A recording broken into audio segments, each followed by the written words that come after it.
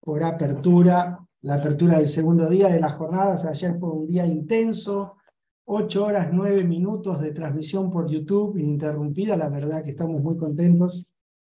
Y bueno, y hoy estamos aquí, en el segundo día de estas jornadas de afrontamiento del estrés laboral, desarrolladas por el Comité de Docencia e Investigación, el Servicio de Salud Mental y el Comité de Estrés, Burnout y Mindfulness del Hospital General de Agudos, Dr. Cosme Argerich, de la Ciudad de Buenos Aires, abiertas, gratuitas y que se pueden ver en vivo por el canal de YouTube de la comunidad Calma. Hoy abrimos con la presentación del licenciado Martín Reynoso, que lo tenemos aquí ya, Mindfulness Interpersonal aplicado al equipo de salud. Martín es licenciado en Psicología por la Universidad Nacional de Córdoba, es máster en Salud Materno-Infantil, también por la misma universidad, es exdirector de posgrado, del curso de posgrado de Mindfulness aplicado a la salud, en la Universidad Favaloro, donde tuve el gusto de que sea mi director, también en INECO, en el Instituto de Neurología Cognitiva de Buenos Aires, y es el fundador y director de Train Your Brain Argentina, y autor de libros como este, acá está, Mindfulness, la meditación científica, que lo tengo dedicado por él, te agradezco mucho, y nos va a hablar, bueno, de Mindfulness interpersonal y la importancia que tiene en el equipo de salud. Martín, bienvenido, gracias. Muchas gracias Jorge, muy amable por la invitación, gracias a todos los que están del otro lado, gracias a Lore, no sé si Lore está ahí como comité juzgándome o algo raro, espero que no, La en gente, carácter de que Estoy me pone presión, acompañando, me estoy pone presión. acompañando. Ah, bueno, entonces lo voy a la sentir presión, así como supportive, lo voy a sentir supportive. ¿Cómo andan? Bien, bien, gracias. Bueno. Vamos a trabajar un poquito sobre esto que acaba de decir Jorge, mindfulness interpersonal. A mí también me gusta decirle mindfulness relacional, que por ahí quizá en la bibliografía, que no es mucha y que hoy vamos a revisar un poquito algunas cosas, se está hablando más de mindfulness relacional, pero vamos a trabajar un poquito sobre eso, vamos a ver qué hay sobre este tema. No es un área específica del mindfulness, por lo menos no está constituida como un área, pero voy a contarles algunas cositas que me parecen muy importantes relacionadas con el valor que tiene la práctica de mindfulness relacional. Quizás un poco podríamos decirlo, en oposición a esas prácticas que más conocemos del mindfulness y de las meditaciones, que es la práctica en soledad, en un cuarto de nuestra casa o en algún lugar puntualmente donde estamos mayormente practicamos en ese tipo de contextos, en contextos individuales, de soledad, donde claramente se producen muchos cambios evidentemente en nosotros y también se produce la activación de ciertas redes de neuronales, pero de todas formas parecería que hay ciertas posibilidades que se abren cuando uno practica el mindfulness relacional o el mindfulness interpersonal. Entonces vamos a hablar un poquito de eso. Pero como estamos empezando la jornada, empezando un poco el día, vamos a practicar, si les parece un poquito brevemente, como para dar inicio a esta jornada y a esta práctica de hoy también, a esta conferencia de hoy. Vamos a hacer una práctica breve, si les parece. Ahí en la postura de sentados, muy cortita. Y vamos a combinar un poquito esto del mindfulness que más conocemos y el mindfulness relacional. Que en alguna medida ustedes pueden decir, sí, es lo mismo, sí. De alguna manera es atención plena, totalizadora, momento a momento y sin juzgar, con amabilidad. En algún punto es eso. De eso va la práctica del mindfulness. Pero vamos a ir observando algunas pequeñas cositas que pueden marcarnos una diferencia en nuestra práctica. En una buena postura, donde intentamos amablemente que mentón, esternón, ombligo y pubis estén alineados por delante, los hombros suavemente bajos, quizás el rostro algo relajado,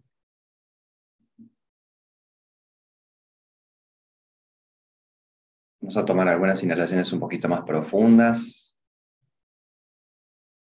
simplemente para tomar más contacto con este registro de respiración.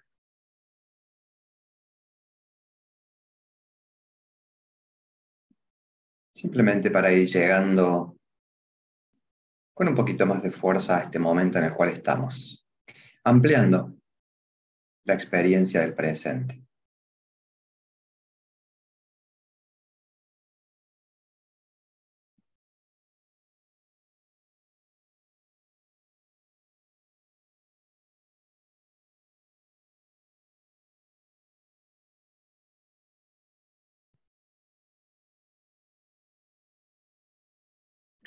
Vamos a ser conscientes de todo aquello que aparece en nuestro cuerpo, de las sensaciones que aparecen en nuestro cuerpo. Seguramente los apoyos son las sensaciones prevalentes, glúteos e isquiones, si están apoyando la espalda, plantas de pies y manos. Y luego tómense un momento para registrar algunas otras sensaciones, quizás un poco más sutiles, a nivel de la piel, a nivel un poquito más externo y a nivel de sensaciones internas. Si aparece algún registro de latido, un registro cardíaco, alguna sensación digestiva relacionada con mi desayuno quizás.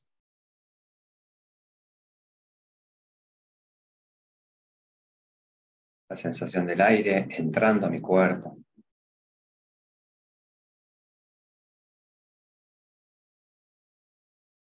Y también vamos a ser conscientes de cómo está mi mente en este momento, cómo comienzo este día, este fin de semana.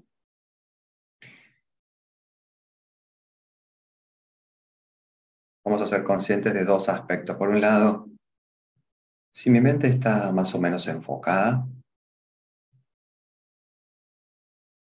o está muy distráctil, movediza, dinámica.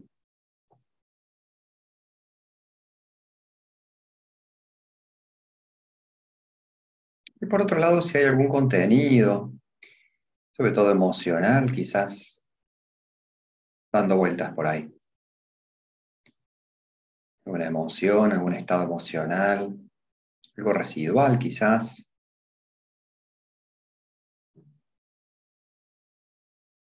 Quizá pueda también hacer como un tracking y ver en qué parte de mi cuerpo se manifiesta.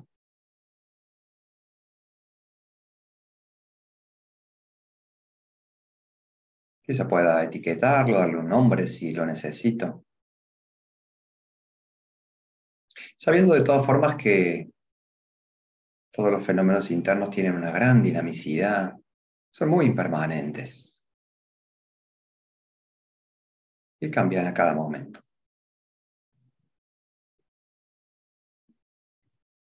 Hasta aquí una práctica inicial del mindfulness,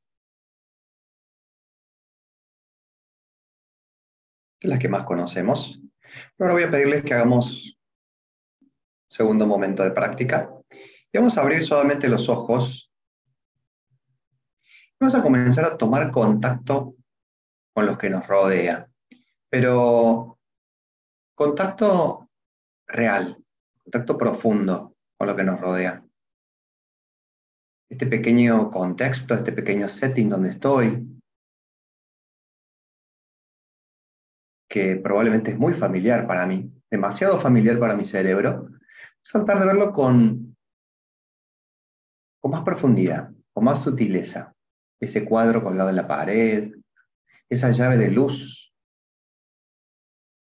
ese picaporte, esa marca en la pared, todos esos pequeños detalles que a veces pasamos por alto. Objetos, naturaleza, colores, texturas.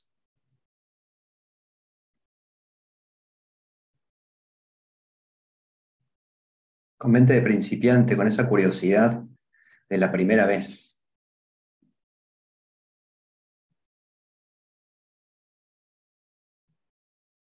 Y ahora vamos a añadirle algo más. Vamos a añadirle un componente más afectivo a esta mirada. Vamos a tratar de conectar y con cada cosa que conectemos, vamos a intentar resonar con eso en términos de la relación que hemos tenido o tenemos con eso. Si es un cuadro, quizás tenga una carga afectiva del por qué lo compré, quién me lo regaló, sin hacer una larga reflexión sobre eso, pero como conectando con un aspecto afectivo de eso que estoy observando. Vamos a agregarle un componente afectivo.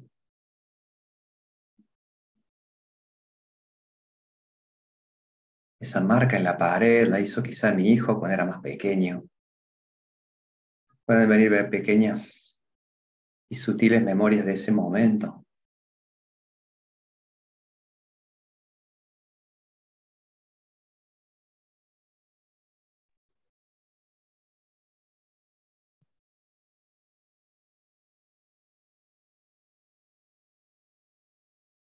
Y por último vamos a cerrar suavemente los ojos, llevar las manos a la zona abdominal baja.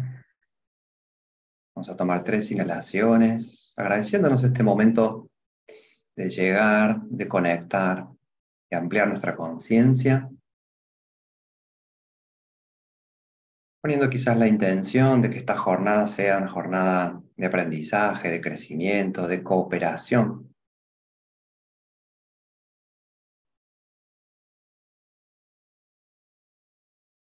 Muy suavemente vamos a abrir los ojos.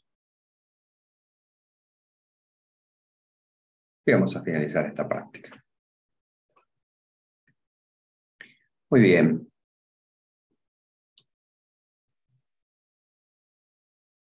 Bueno, lo que acabamos de hacer es una práctica que hemos un poquito segmentado de alguna forma en 2 partes. Una primera parte, como ustedes vieron, es la que habitualmente uno practica o mayormente practicamos, que es esta práctica más formal, estamos hablando, ¿no? De las prácticas formales, que es conectar con aquello que está ocurriendo en distintos registros. Generalmente los registros suelen ser el registro del cuerpo, físico interoceptivo, el registro de sonidos, el registro de gusto, olfato. A veces, mayormente, el registro visual está un poquito inhibido porque estamos con los ojos cerrados, mayormente. Y luego el ámbito de la mente, ¿no? Pensamientos, emociones. Eso suele ser el registro más habitual que tomamos en las prácticas, pero siempre de una manera más bien receptiva, ¿no? Recibiendo lo que va llegando. En la segunda parte hicimos algo un poquito más activo, si podemos decirlo, porque de alguna manera fuimos en busca más de los estímulos, fuimos en busca de aquello que nos rodea, y también establecimos un contacto un poquito más emocional adrede, ¿no? E intencional. Estas segundas prácticas pueden estar más emparentadas con lo que vamos a llamar este mindfulness relacional o interpersonal. Y vamos a irnos entonces a ver algunas cuestiones que me parecen importantes. Puedo compartir, Jorge, ¿no? Vamos a ver si...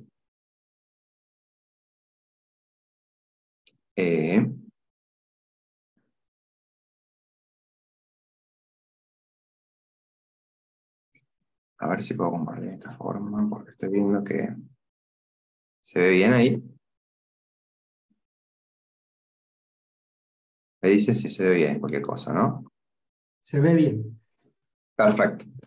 Muy bien. Vamos a hablar un poquito también de cómo estas técnicas, estas prácticas un poco más abiertas, un poquito más relacionales del mindfulness pueden ayudarnos también en el equipo de salud. Nosotros no tenemos mucha experiencia con eso en realidad, y les voy a ser sinceros. Es más una hipótesis de trabajo la que vamos a presentar hoy. Nuestra experiencia mayor con esto es en retiros y en programas, pero no con un equipo de salud in situ, y también mucho con empresas. Con empresas también estamos usando mucho esto y la verdad que es bastante revolucionario, les diría, el impacto que produce la práctica de mindfulness relacional, mindfulness interpersonal, ¿no? Vamos a hacer como una breve, muy breve, reflexión en relación a qué es lo que nos pasa a nosotros habitualmente. Y lo que suele ocurrirnos a nosotros básicamente es que tenemos y lo aprendemos muy tempranamente, una ilusión de separación muy fuerte con el mundo, ¿no?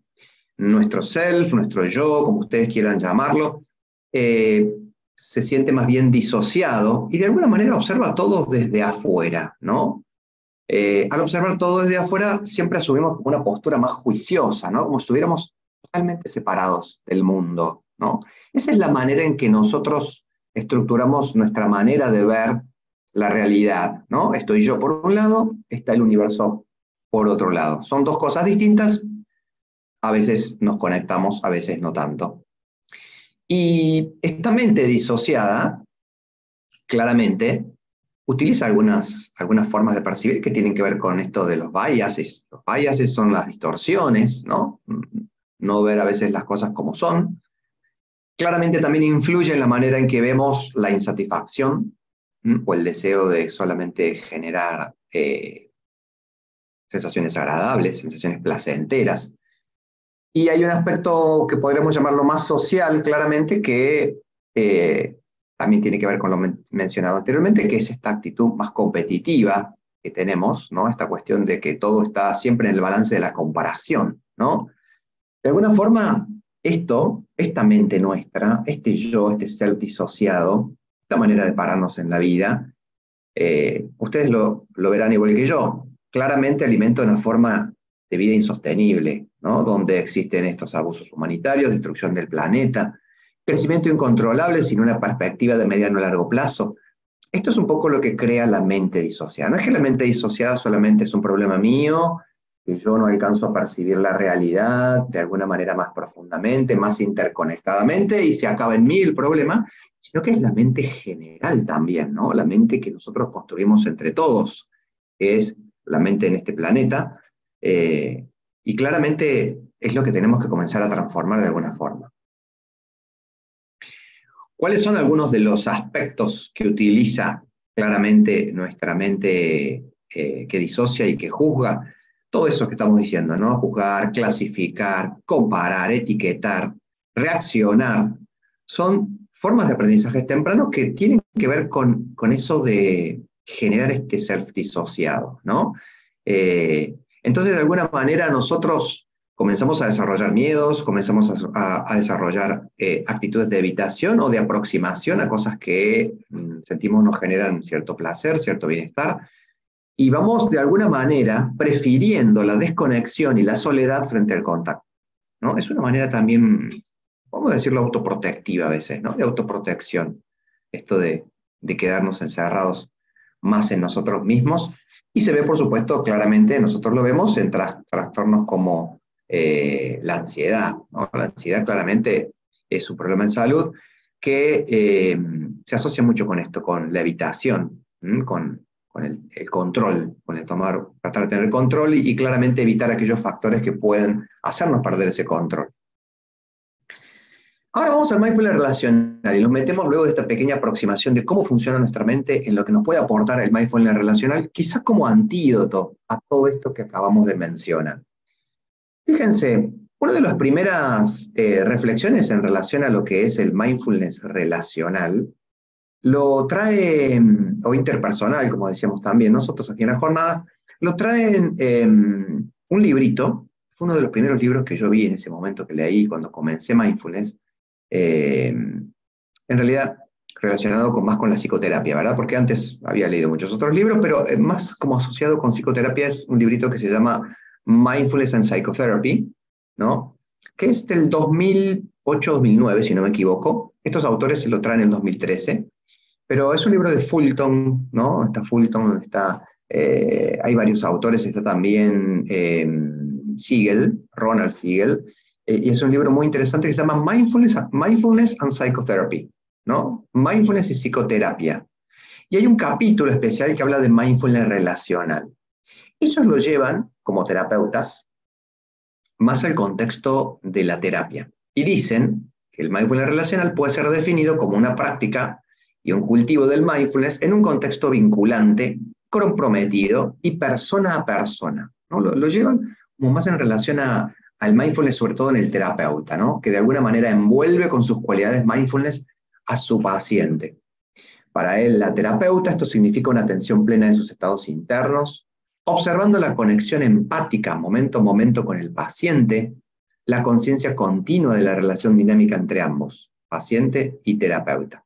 Fíjense, ¿no? Ellos lo plantean más en el ámbito terapéutico y puntualmente con el paciente, como una forma de decir, bueno, el mindfulness puede ser actualizado, puede ser puesto en acción en el contacto con nuestros pacientes, y claramente esa es la primera forma que el mindfulness debe adoptar para un terapeuta, ¿no? Luego, ellos van a explicar, asimismo en otro capítulo, que hay como distintas formas también de utilizar el mindfulness, que uno puede utilizarlo psicoeducativamente con el paciente, o inclusive enseñarle al paciente prácticas técnicas de mindfulness.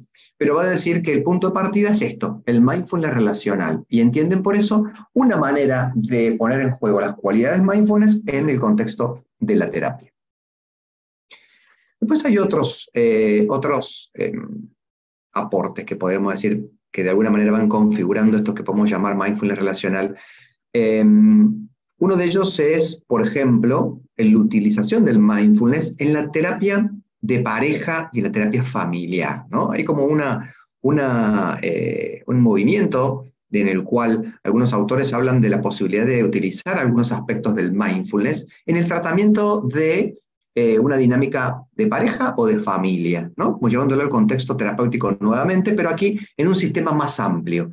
Y en ese sentido, estos autores plantean la posibilidad de incluso de generar ciertas prácticas en el transcurso de la sesión de conexión y sobre todo de comunicación mindful, ¿no? Donde se establecen ciertas maneras de generar un approach, una conexión mucho más atenta, más compasiva, más respetuosa para con el cónyuge o con el miembro de la familia. Y ese es un artículo muy lindo, que se los voy a pasar también, por ahí se los voy a enviar para que lo tengan en cuenta. Y quizás lo más fuerte que podamos mencionar en relación a este campo emergente, podríamos decir, o a esta área quizás que podríamos como subclasificar dentro del mindfulness, es el librito este, que se llama Relational Mindfulness, que es de Deborah Tull, y es un libro muy interesante, se lo súper recomiendo, y ella desarrolla varias cosas interesantes allí, que ya vamos a ver también después, pero donde plantea, primero, todo este paradigma de la separatividad, que plantea nuestras dificultades como seres humanos y como habitantes del planeta en relación a esto de la falta de interconexión, de interser, y luego va incluyendo las características de mindfulness relacional e inclusive algunos pequeños ejercicios.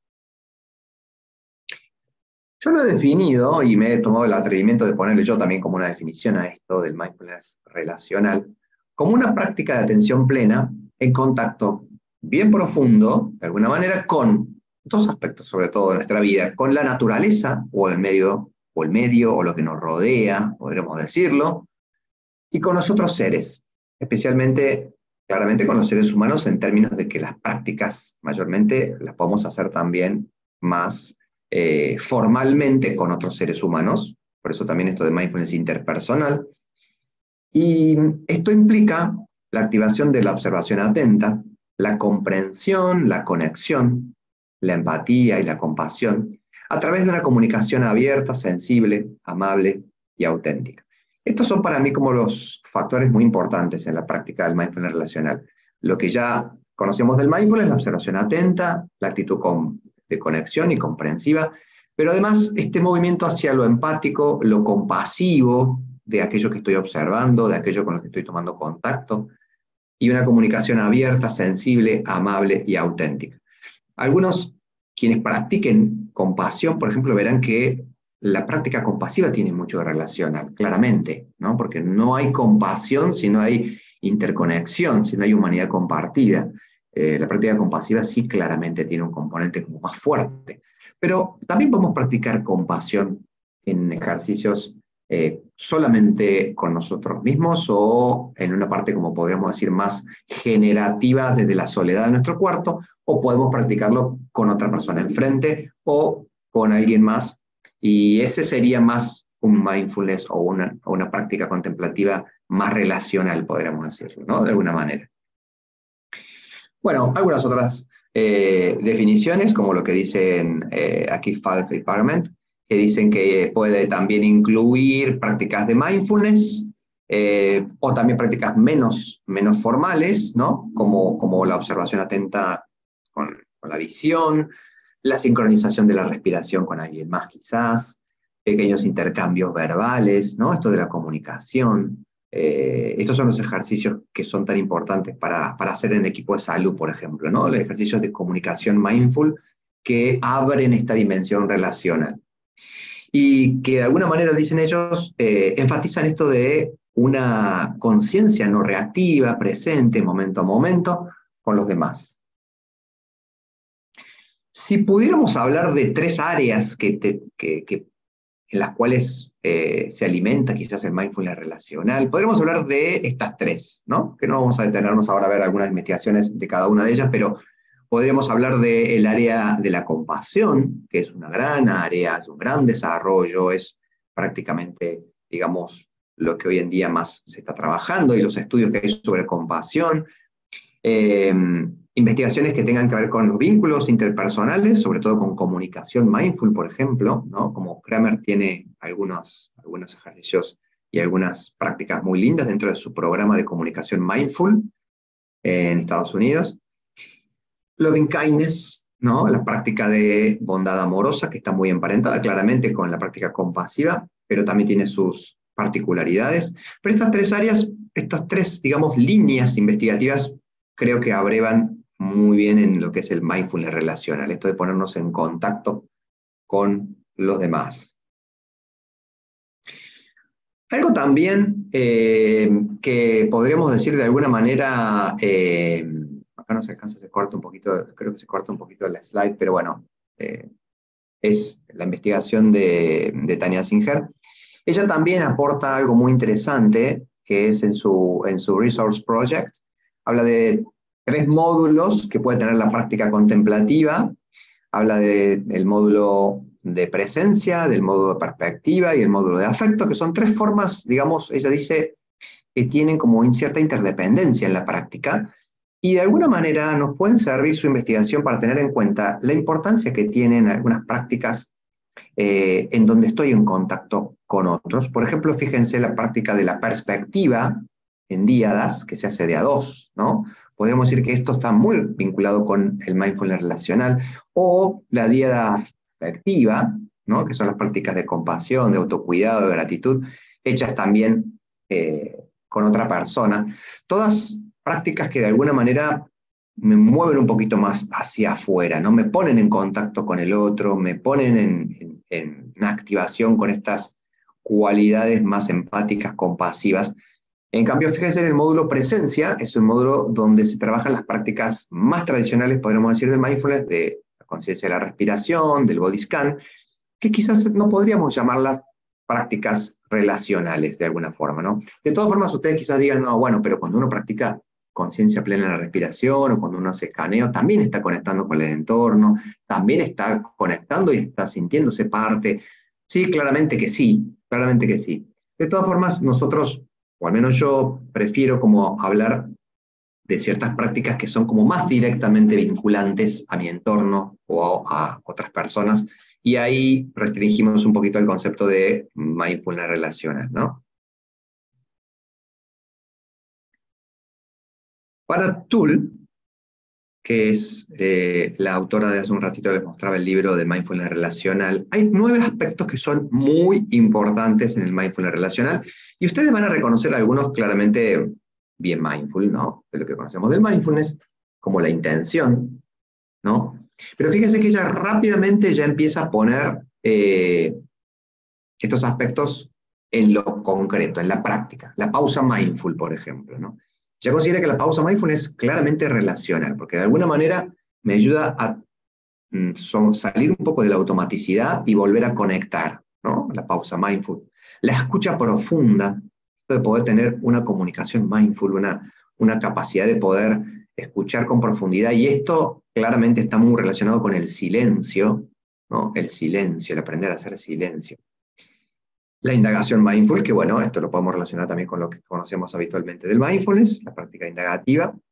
el aproximarme, ¿no? El get close, estar más cerca de lo que ocurre, de los fenómenos, de las personas, de las situaciones, en lugar de alejarme, eso también es como un aspecto muy importante. Y no solo hace referencia a un aproximarme físico, ¿no? De movimiento, de acercarme en distancia, sino de ir al encuentro con el corazón, de ir al encuentro con mi mente, con mis sentidos, a aquello que se está presentando de una manera directa, no de una manera plena. Esto también, fíjense que es interesante, el mindfulness relacional, y sobre todo hablando con de la conexión con personas, con otros seres humanos, no tomarme las cosas personalmente. Como poder, de alguna manera, deconstruir mi yo, podríamos decir, en ese momento, ¿no? No sentirme agraviado, insultado, atacado, cuando recibo algún tipo de manifestación desagradable del otro lado, no tomarme las cosas personalmente, poder como observar aquello que está ocurriendo desde una actitud más objetiva, más calma, ser responsable, ¿no? Esto que tiene que ver con tomar cartas en mi vida en relación a aquello que yo de alguna manera decido y luego hago. Y en esto ustedes, los terapeutas, quizá van a rápidamente conectar con ACT, por ejemplo, ¿no? Con la terapia de aceptación y compromiso, ¿no? Esto de la responsabilidad, de tomar partido por mi vida. Ser transparente y auténtico. Y esta es la dimensión que quiero detenerme un poquito para mencionar, ¿no? Porque las prácticas que nosotros vamos a hacer, bueno, y la acción compasiva, que también es súper importante, ¿no? Y que está muy asociada a esto de ser auténtico y transparente. Acá quería detenerme un poquito y voy a pasar y voy a volver luego. Las prácticas que nosotros hacemos en díadas, por ejemplo, o las prácticas que hacemos en pequeños grupos también, al principio hacemos como una preparación para que las personas puedan ponerse en contacto con alguien más, ¿no? En una distancia que ustedes están viendo allí en la imagen, por ejemplo, este es un retiro, y en lo cual se hace como una preparación psicoeducativa breve a la persona de que va a ser una experiencia breve, va a ser una experiencia corta, en la cual vamos a conectar con otro ser humano, y vamos a intentar simplemente ser, simplemente estar en este lugar, ¿no? Entonces, estas prácticas comienzan con un pararnos frente a otra persona, abrir los ojos, y de alguna manera simplemente mirar a la otra persona, ¿no? Es como mantener conexión ocular con la otra persona durante un momento, ¿no? Esta práctica que puede parecer tan sencilla es muy movilizante, es muy intensa, y por ejemplo nosotros en empresas tenemos como ciertos trabajos previos antes de llegar a esto, con personas que ya han hecho mindfulness, quizás podemos hacerlo más directamente, pero lo que primero aparece en las personas cuando comienzan a tomar contacto visual con quien tienen enfrente es esta actitud evitativa, esta actitud competitiva a veces, esta actitud de sentirme invadido, ¿no? De danger, algo está pasando acá, cuidado. Esa es la primera actitud que aparece en la práctica, porque claramente nosotros no nos detenemos a mirar a otros seres humanos, ¿no? En nuestra vida cotidiana en general, detenernos y mirar profundamente, lo hacemos muy poco.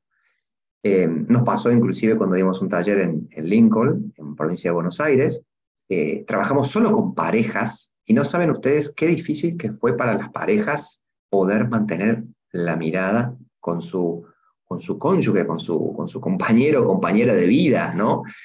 Se reían, se distraían, no podían sostener la mirada a veces, y bueno, eso es claramente una señal de falta de intimidad y de conexión, ¿no?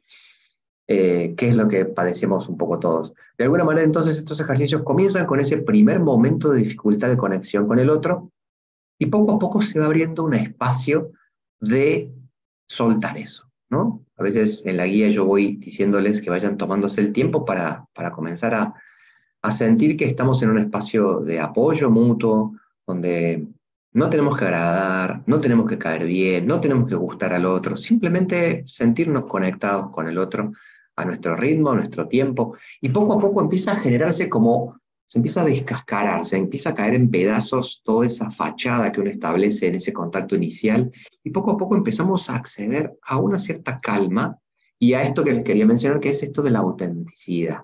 Empiezo a sentirme realmente mirado y mirando a este ser humano que tengo enfrente, ¿no?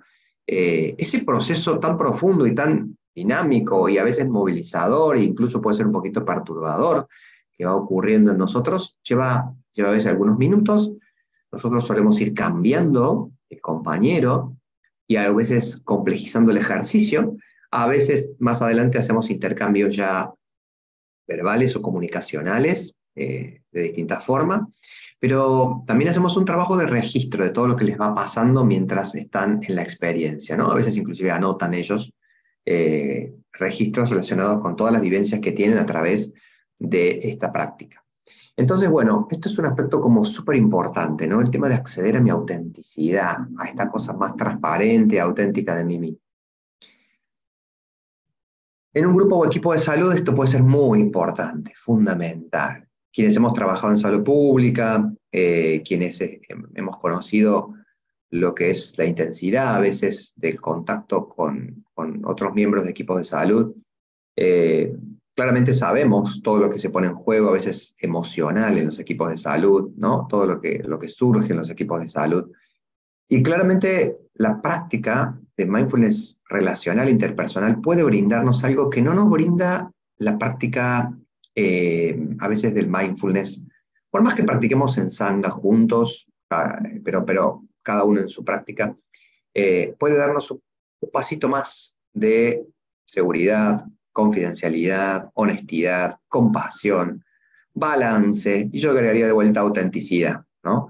Es increíble cómo nosotros lo vemos mucho con las empresas, ¿no? Cómo los equipos de trabajo en las empresas, cuando empiezan a realizar estos ejercicios, empiezan a acceder a otra forma de conexión con los compañeros que ven todos los días, 8 horas a veces, en algunos casos cuando están presenciales, y empiezan a acceder a otra forma de conectar con las personas, ¿no? Empiezan a caerse también muchos prejuicios, muchas maneras de ver a priori, ¿no? Que realmente a veces dañan la integración de un equipo.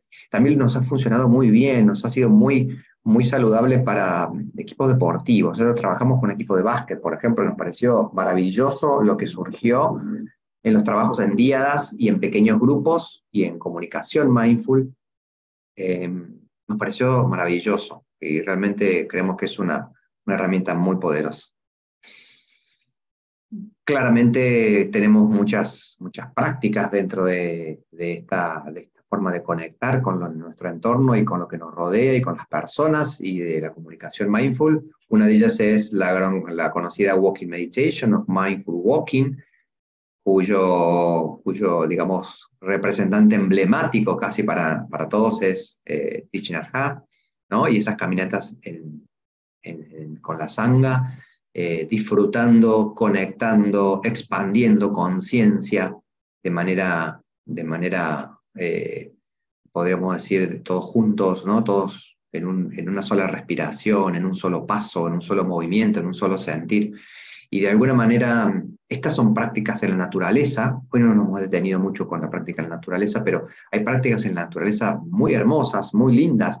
No solo la caminata y la contemplación, sino, por ejemplo, la comunicación mindful con algún aspecto de la naturaleza. Nosotros les pedimos en los retiros a las personas que encuentren algo de la naturaleza con lo cual puedan comunicarse y le hablen, ¿no? Puede ser una flor, puede ser la corteza de un árbol, puede ser, no sé, algún pequeño insecto, pero una práctica de humildad y de conexión desde una conversación mindful con algún aspecto de la naturaleza, ¿no? Eso también es una práctica de mindfulness relacional. Como ven, muchas de las prácticas del mindfulness relacional tienen que ver con un aspecto más informal a veces, ¿no? No hay tanta formalidad en las coordenadas de tiempo y espacio, y hay como una cosa más perforada de conexión. Algo que quería mencionarles también es que en mi caso, por ejemplo, yo lo que observé y lo que observo mucho en los estudiantes y en los practicantes es que en este momento en el que están aprendiendo, en el momento en que están como consolidando las herramientas de la práctica del mindfulness o la práctica contemplativa, podemos encerrarnos mucho en nosotros mismos. Podemos desarrollar esto que algunos autores llaman la neurosis del meditador, que es como ese bienestar, ese balance y esa autorregulación que produce la práctica cuando uno la va como arraigando de alguna forma, pero eso también puede producir esto de la neurosis del meditador, que es el quedarnos encerrados en ese confort meditativo y no expandirnos, sino abrirnos, sino conectar. A mí me ocurrió algo así en los primeros años de mindfulness, logré como mejorar mucho mi gastritis, logré mejorar mucho la forma en que regulaba y gestionaba mis pensamientos y mi estrés, hubo un gran cambio en eso, pero con el tiempo me di cuenta que también me estaban sintiendo como encerrado, como me estaba impermeabilizando un poco, ¿no? De alguna manera y me estaba separando. En ese momento la práctica compasiva, la práctica de compasión, en ese momento hice el MSC, fue una gran puerta de reapertura y de reconexión y que me potenció inclusive en todo lo que venía aprendiendo en relación al mindfulness y venía practicando. Entonces, creo que es muy importante tener en cuenta esto, ¿no? Que los beneficios de la práctica meditativa individual, en prácticas formales y en la comodidad de tu cuarto, no te impidan esta conexión y esta apertura mucho más amplia hacia todo lo que nos rodea. Inclusive prácticas que pueden ser aparentemente conectivas, más conectivas, como la compasión, por ejemplo, ¿no? Si son hechas en un ámbito individual y en este espacio de soledad, no tienen la misma potencia, al menos así lo siento yo, que en una práctica con alguien más, que en una práctica al aire libre, que en una práctica en conexión. Por lo tanto, es importante balancear estas prácticas, ¿no? Es importante hacer retiros, es importante tener una sangha, es importante estar en conexión continuamente para de alguna forma ir como nutriendo este aspecto.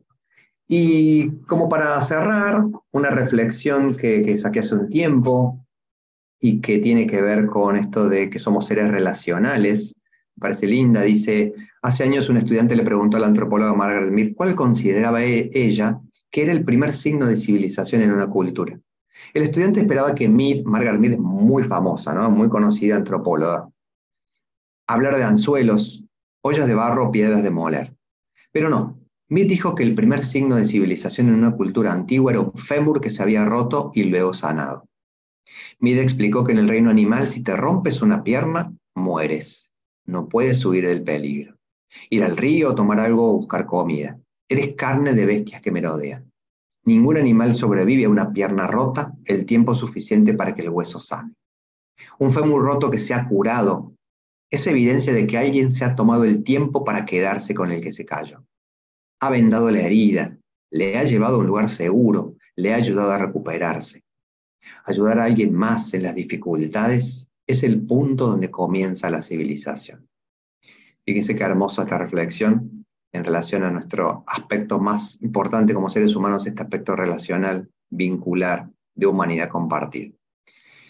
Muchas gracias. Gracias por la invitación, gracias Jorge, gracias a todo el equipo.